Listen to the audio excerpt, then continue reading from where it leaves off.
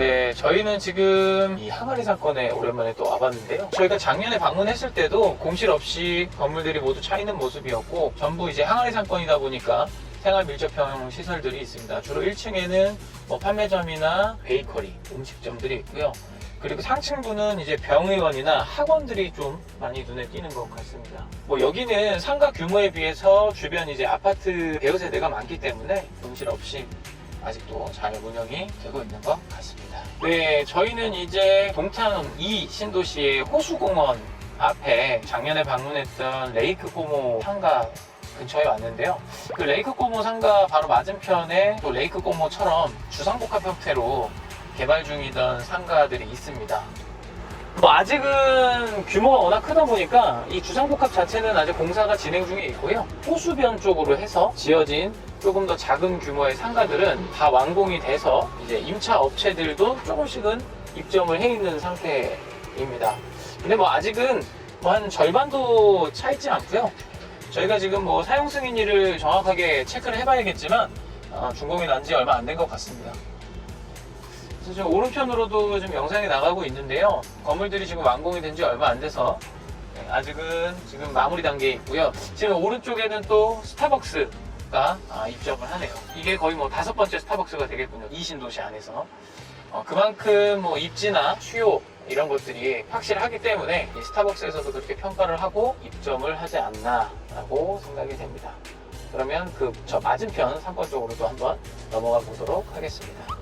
네, 저희는 레이크 꼬모 상가의 대각선 편에 있는 프라자 형태의 상가들이 들어와 있는 그 상권 라인을 한번 살펴보고 있는데요.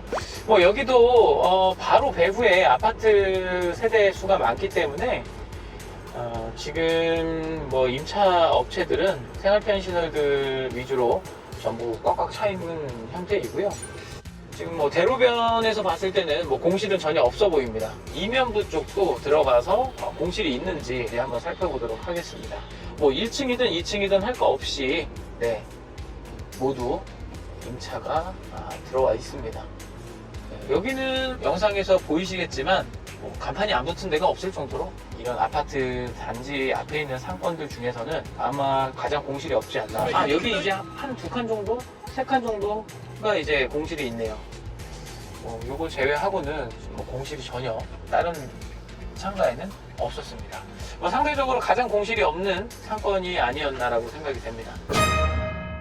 네, 방금 전까지 이제 저희가 차량으로 이 레이크 꼬모에 오면서 주변 상권을 좀 둘러봤는데요. 동탄 호수변으로 해서 짓고 있는 상가들 및 지금 현재 지어져 있는 상가들 모두 호수공원이라는 특징 때문에 외부에서 유입되는 인구들이 있어서 여기 상주하시는 분들 말고도 이용할 수 있는 그런 상권이 형성되어 있지 않나 이렇게 판단이 되고요. 그리고 동탄 2 신도시 호수공원에서 분수쇼를 운영을 하는데요. 여기에 저희 자료 화면에도 나가겠지만 엄청난 인파가 몰려서 또 화제가 되기도 했습니다. 바로 이러한 것들이 이 상권을 유지하는데 또 큰 요인으로 작용하지 않을까 생각이 됩니다. 네, 이어서 이제 여러분들이 또 가장 궁금해하실 동탄 2 신도시의 지난 1년간 아파트 가격이 어떻게 흘러가고 있는지 한번 간단하게 소개를 해드리도록 하겠습니다. 동탄역 인근 동탄 롯데백화점이 있는 쪽에 먼저 소개를 해드리면요. 지난 해에는 34평 기준으로 해서 1위였던 곳이 린스트라우스 아파트가 3,971만 원이었는데요. 현재는 소폭 하락된 평당 3,600만 원이 됐습니다. 지금 현재는 가장 비싼 시세 아파트는 바로 그 아래쪽에 롯데백화점이 들어온 동탄역 롯데캐슬이 올해 3월에 14억 원에 매매가 되면서 평당 4,118만 원에 거래가 됐습니다. 앞서 말씀드린 이제 롯데캐슬 같은 경우도 분양가 대비했을 때 현재 거래된 층수가 2층임에도 불구하고 14억 원에 거래가 됐기 때문에 14층, 38층 이러한 동일 평수의 분양가가 보통 7억에서 8억 원이었습니다. 그러니까 이런 것들을 감안했을 때는 상당히 많이 상승한 가격에 거래가 됐고, 하지만 A지역 전체가 전반적으로 급격한 금리 상승과 맞물려서 아파트 가격 상승을 멈추고 전체적으로 좀 조정을 받고 있는 상황입니다. 네, 이어서 B구역의 아파트 가격에 대해서 좀 말씀드리겠습니다. 작년에 동탄역 시범 호반 서밋 32평형이 평당 3,130만 원으로 1위였지만 올해는 2,806만 원으로 하락을 했습니다. 올해는 반대로 시범 반도 유보라 아이파크 아파트가 34평형이 평당 3천만 원으로 상대적으로 가장 비싸게 거래가 됐습니다. 하지만 이 지역 역시 앞선 A지역과 마찬가지로 시장의 흐름 때문에 가격의 조정을 받고 있습니다.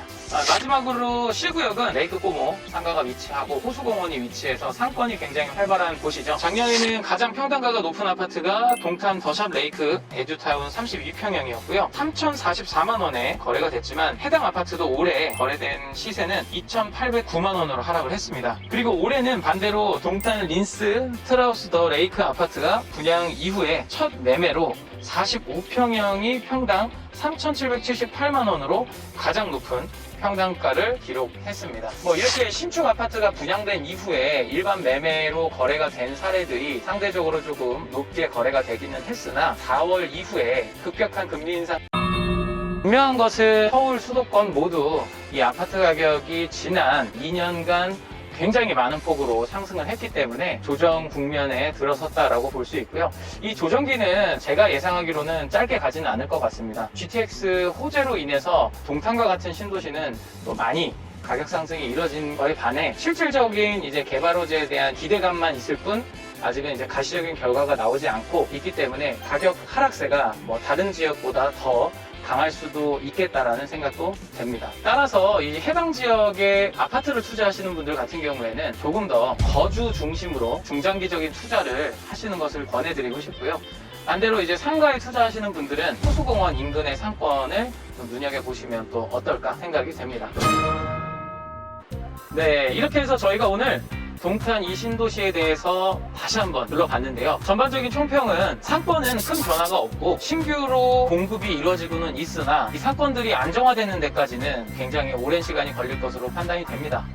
반대로 이 호수공원 인근의 상권 같은 경우에는 외부에서도 유입되는 인구들이 많은 상권이므로 이 지역은 안정적으로 활성화가 유지될 것으로 예상이 되고요. 추후에 이제 아파트 가격이나 이런 것들도 저희가 다른 신도시들도 준비를 해서 찾아가 보도록 하겠습니다. 구독, 좋아요, 알림 설정 부탁드립니다.